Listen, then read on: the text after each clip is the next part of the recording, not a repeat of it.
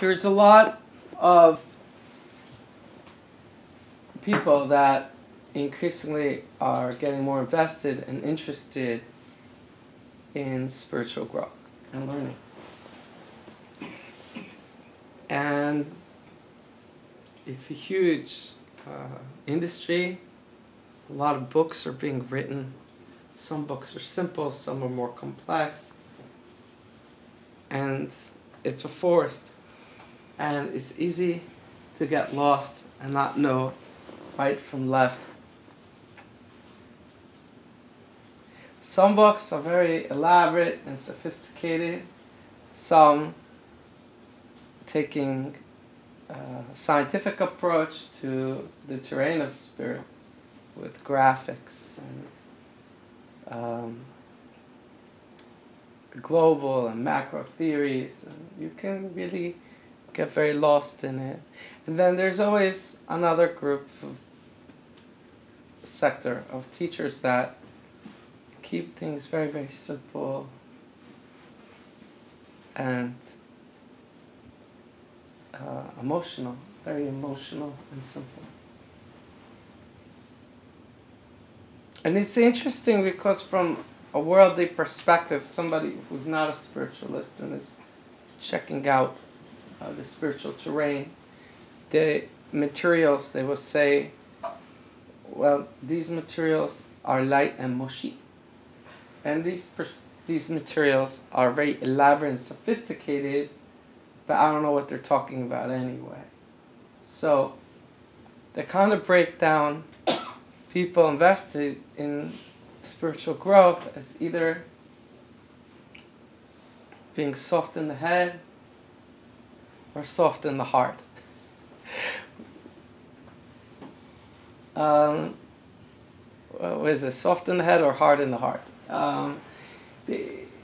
What is the juxtaposition here that I'm trying to convey? It's that there's a lot of wisdom in the science of the soul, but all the wisdom is fruitless and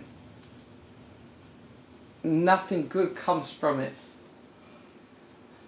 If you use this wisdom for your mind instead of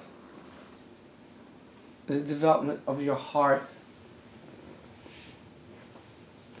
Now when I speak of development of your heart, I'm not talking about whether you have the ability to feel for other people's pain or suffering or tragedy or difficulties that are happening in the world and feel outraged. That's not what I'm talking about. I'm not talking about whether you have the ability to do grandiose acts of benevolence and generosity. I'm not talking about whether you have the ability to be emotional and create a big emotional display. I'm talking about mastery of the heart is someone who is able to be proactive and drive their emotional states instead of being reactive and driven by their emotional states. And it's at this point that when we talk about the science of soul, that a lot of the cynics begin to say, well, you see, this is pseudoscience. It's all about mushiness. But it's not. And I want to explain that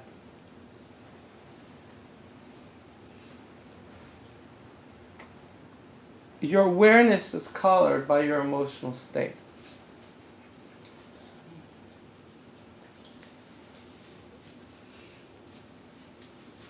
The spiritual principle is that at all times you're only getting a small slice of actually what's happening in front of you.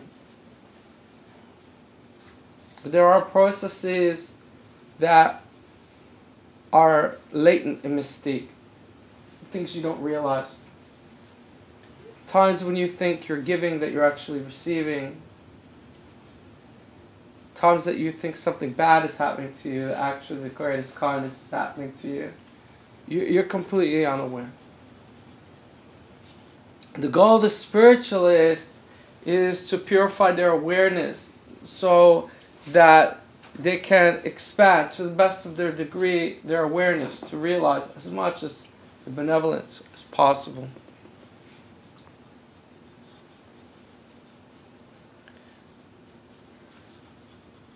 I think sometimes you can find a mirror that's like a fisheye perspective. It projects outward, the mirror, it's not flat.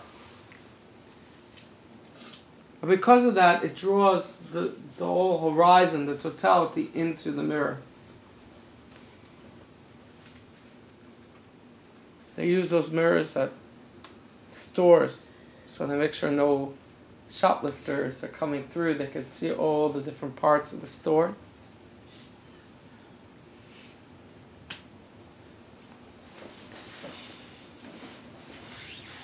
It's just whether the lens is concave or convex changes the entire scope of awareness of what's available, what's reflected in the mirror.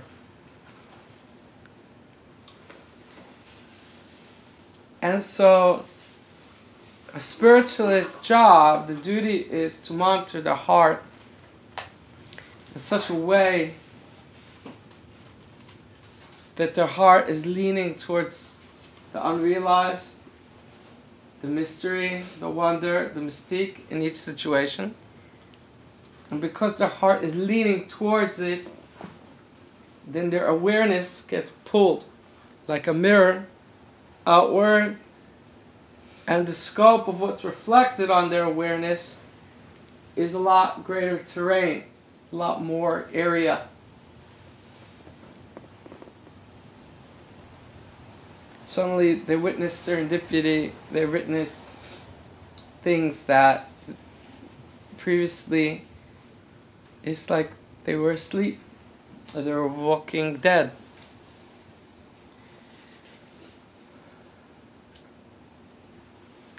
I believe that most people are reactive. Just reacting to nerves, just reacting to events. They're living in a world of consequence. And they're angry. And the anger bubbles in because they feel that the jig is fixed. Everything is already set up from the start. And no matter what they do, they're going to continue to hit the same wall time and time again. But the reason why they're not free is because they buy in to this fatalistic view. And the reason why they buy into a fatalistic view is because they're living always in a state of reactivity. For them, there is nothing else other than I am a complex nervous structure, and the nerve is designed to detect and react. So I just run around reacting from this thing to the other thing to the other thing. And everything was already set in motion. All I have to do is figure out all the variables, and I'll realize how the domino effect is going to fall of reactivity. I'll know where to be, where not to be. But pretty much, it's all a big orchestration, and there's nothing I can do about it. That's the way most people view life. But a spiritual individual does not see life that way at all. A spiritual individual realizes that there's a great, great process at play, and it's a benevolent process. But that creation has seasons. It's like waves on the sea. And there are times when things are smooth, and times when things are growing and easy. And there are times when you're challenged. There's times that are more dicey, and there are times that are ecstatic. I know within the Kabbalistic school, they dedicate specific times, certain holidays, and to focus on the creative verve, the dance, the different creative movements that take root.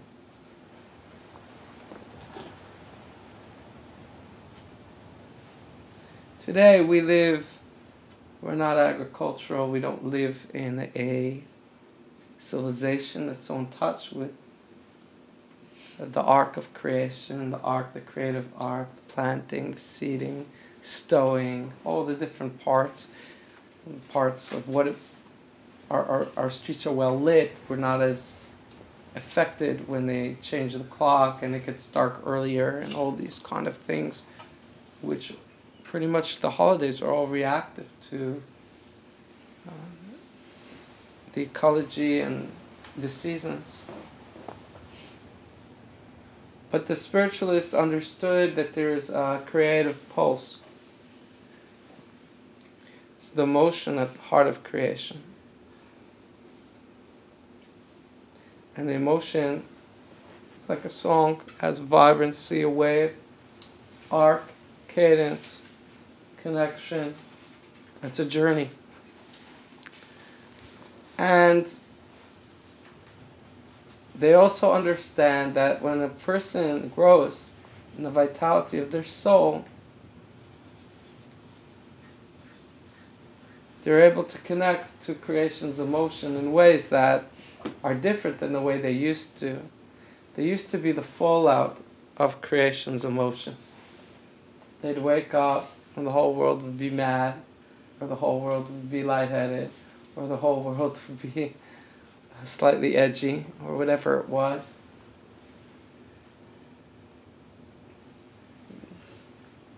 They call this in the Kabbalistic circles, they call this Chagadya.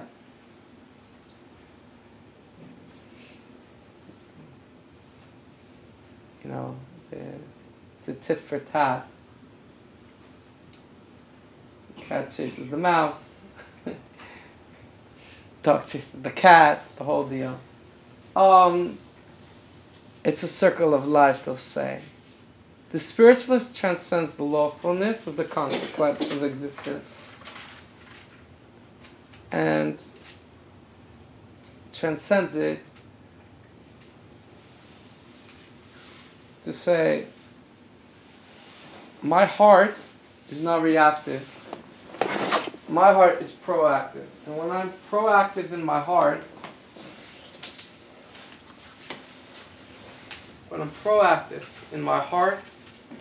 then I can orchestrate the pace, the movement of the overall orchestration. Think about a conductor. There are all these players. They're all playing their parts. But if the conductor doesn't pay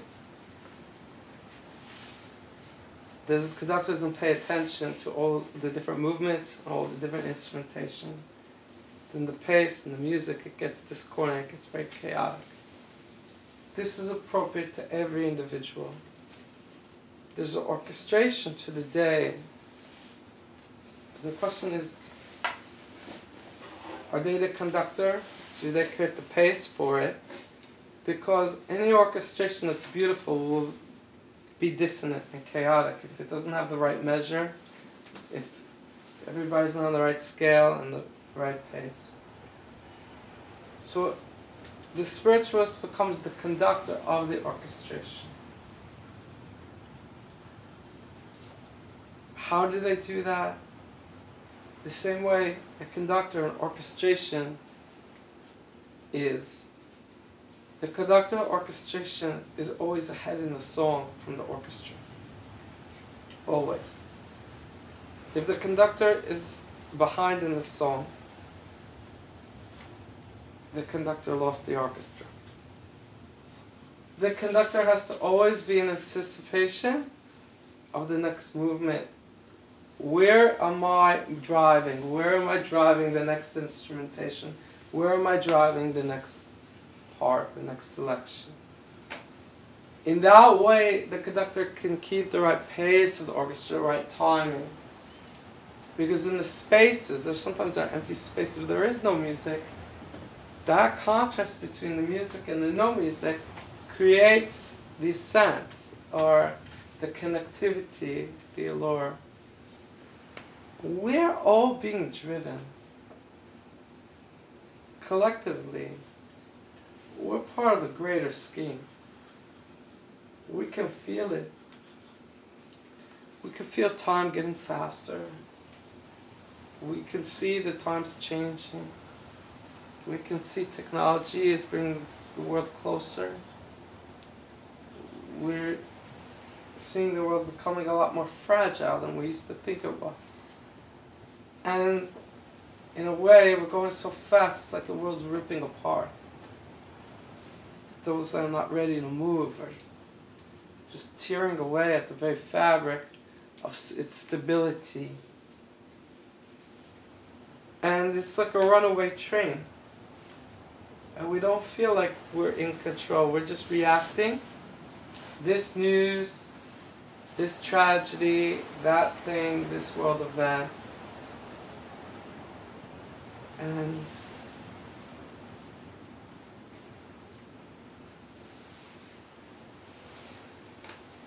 people are not free. The only way to be free is in anticipation of where the song's going. When you know where the song is going, when you know everything, for the spiritualist, the way they recognize the melody is that the song is reaching a greater crescendo. This is all going towards singularity. Closer and closer and closer and closer. Eventually all will be in oneness. It's a devotion to the music of the future, where this resolution, how the song is going, that the conductor is able to award each instrument their role and glory. Even if you just play the triangle, you get your little moment. Nothing gets rushed over, nothing gets overplayed. But when it's all going down, it's beautiful, but it's not it's not devastating. It's a greater dance, and I'm playing the role of conducting the progression towards its resolution and its harmonization. That's how the world gets more harmonic. That's how there's less dissonance in your world, in your friend's world, in your community's world. Please share this important lesson with friends, loved ones, and colleagues, and thank you for helping to make this world a far more intimate place.